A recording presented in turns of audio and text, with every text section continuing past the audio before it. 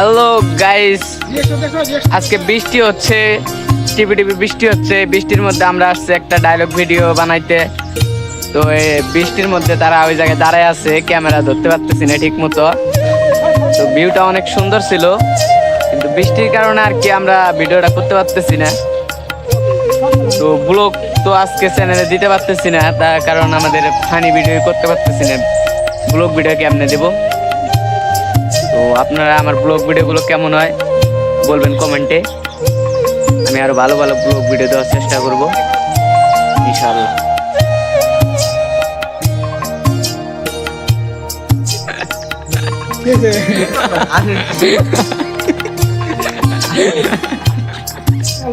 Rolling camera action.